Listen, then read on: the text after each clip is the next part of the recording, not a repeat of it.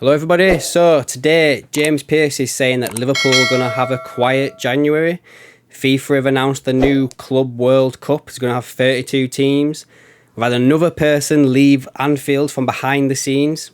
Could there be something there in regards to the sale?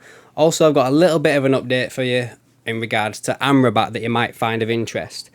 But today, I'm going to start off with the old James Pearce stuff. So, first and foremost, James Pearce was doing an interview with the BBC, or he was doing an article for the BBC, and these are the quotes that he's put down. I certainly don't think it'll be a busy January for Liverpool. There's a lot of speculation at the moment and a lot of nonsense in terms of rumours.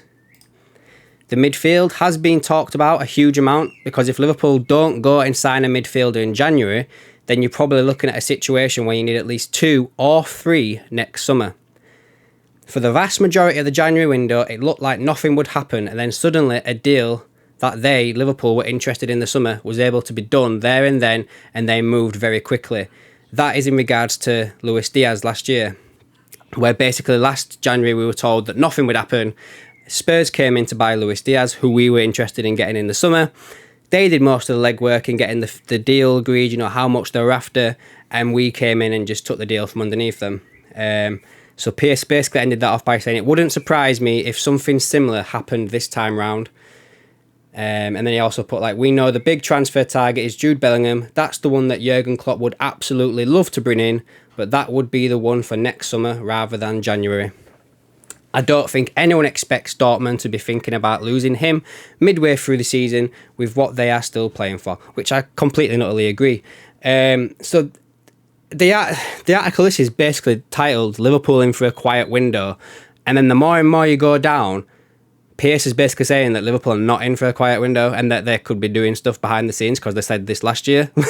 So it's basically like a nonsense article really, and it's stuff that we all know about, but because it's got the James Pearce name on it, people are taking it as like gospel and stuff like that. So it's nothing new, guys. We know that Liverpool need to do something and Liverpool know they need to do something. So this whole thing about them not doing out is just rubbish. It was only a couple of months ago before the World Cup, Klopp came out and said, yeah, we should have got a midfielder in summer, even though he went all summer saying we didn't want one. So I fully expect Liverpool to do something in the January transfer window. Will it be quiet? I don't know. Is one player quiet window? Potentially, because it's January. But yeah, that's basically what I wanted to cover off there. Also, the same thing in regards to Liverpool Echo. This is something I've not mentioned at the beginning. John Barnes had a little few things to say about Cody Gakpo, which is a player we've been linked with. He basically said, if Gakpo joins Liverpool, he will not be able to get into the starting 11. There are a lot of good players in that position in Liverpool, so he would only be a squad player. He goes on to say, so it really depends on what Gakpo wants. Not many clubs have the same attacking strength that Liverpool has, and he needs to consider if he wants to play week in or week out, or sit on the bench. Sorry, I think that Darwin's just scored his second goal for us. If he's get that into the league when it matters, The first goal was really good. I missed that one then, to be fair. What's this one like? Just going to keep talking while I see this next goal. And so he's won the ball. Where's Darwin at the minute? Oh, straight. Like a bit of a miss it, I'm not going to lie. Like a bit of a miss it did that, but, it ended up in the back of the net. We'll take them. Right, back on track. So, yeah, what do you think about Cody Gakpo, guys? For me, it could be someone that comes in and takes Bobby's place if we don't give him a new contract. However, there is rumours out there that Matheus Cunha could be available, and that is a player that Liverpool did look into a few years. Was it last year, year before? So that could be someone that you look into a little bit more if you're looking at an attacking player coming in. It's just my personal opinion, but that's who I'd probably pay a little bit more attention to. Now, let's go on to the FIFA World Club Cup. It's going to be quick, guys, touching it, but basically it's been expanded from 7 clubs to 32 from 2025. You might be wondering, how is this going to affect Liverpool? They've not actually announced how they're going to make up these 32 teams. Sorry if I just smashed my microphone.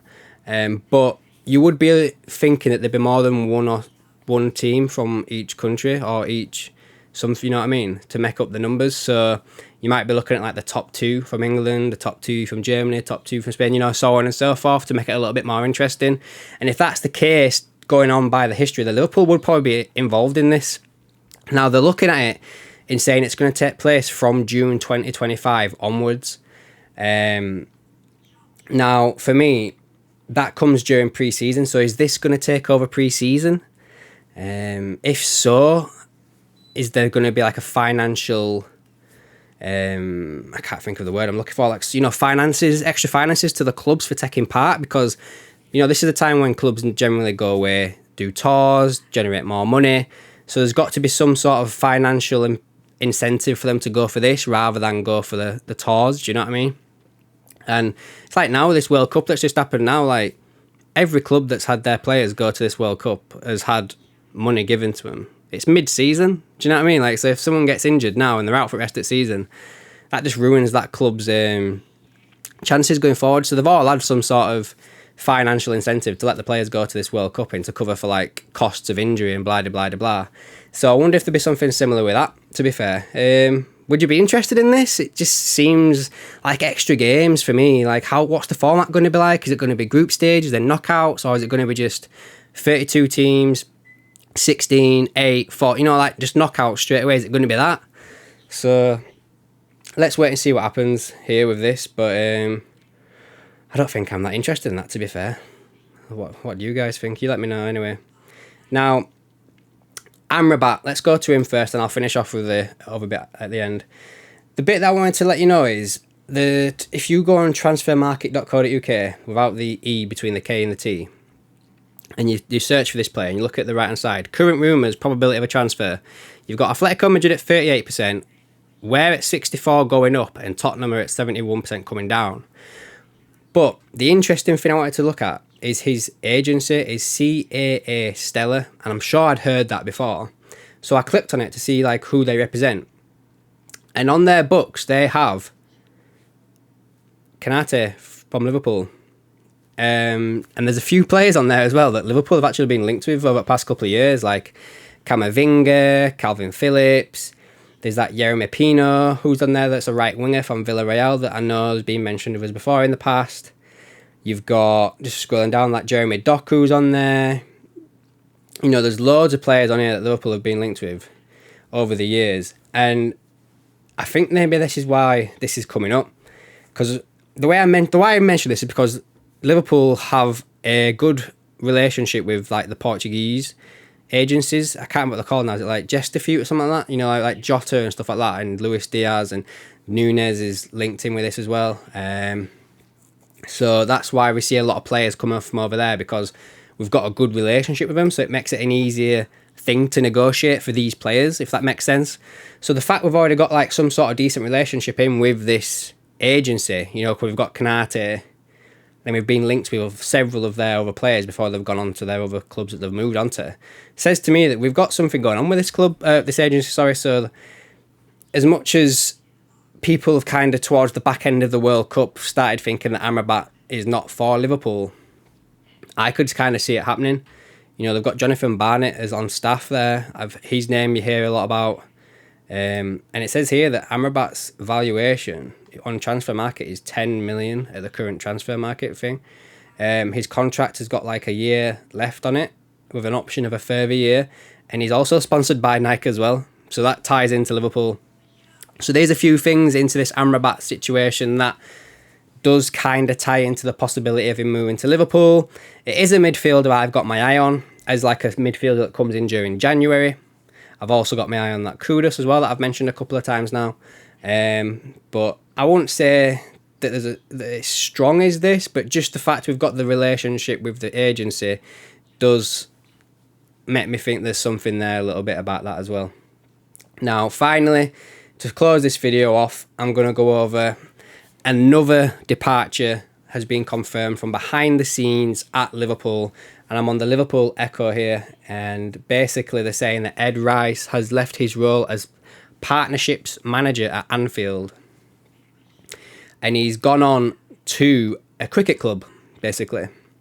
There's quotes on here of him saying that he's happy to have gone down there because he's a Welshman and it's down there, so it's close to home for him. But a partnership manager, guys, has left Liverpool now. So you might be thinking, well, what's that mean? I've not done any research into this, but I'm going to guess the partnership manager is basically someone who forms partnerships with brands and other companies to bring revenue into the club. Now, we've seen him leave. We've seen practically our whole recruitment main head of staff leave. You know, Julian Ward, Michael Edwards, Ian Graham, all going. And it all does kind of point to the fact that there's something going on at the club behind the scenes. Is their sale a little bit closer?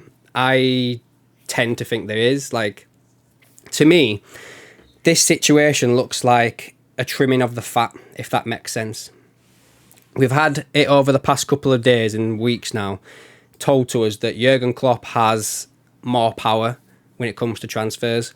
Now that Jurgen's got the power, do they really need to be paying these people wages to keep them there? You know, the cutting costs, to me, trimming the fat, making it a little bit more streamlined to make it a little bit more appealing to a potential buyer that could come in or is already at the table. It's just my thoughts, guys, on this. I just think that's what's happening. They're trimming the fat a little bit and people are potentially nervous about what's going on and they're jumping ship. So, yeah. Right, guys, I think that's everything that I'm going to cover off today. They're just about to start the penalties in the Liverpool AC Milan game.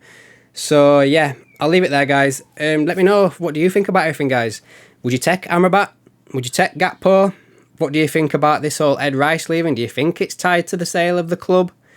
Also, let me know your thoughts on this Club World Cup. Like, are you interested? Like, I'm personally not. Like, I think the guys play too many games as is, and they're just going to get knackered. And the more time people play games, you're going to just dilute the quality of the football because they're just going to be knackered. And when would you fit in as well? Like, they're saying June, but like, it says from June, so it could be anywhere. Do you know what I mean? Ah, well. Anyway, guys, let me know down below what you think. If you're new to the channel, subscribe and give this video a like. And I'll catch you in the next one.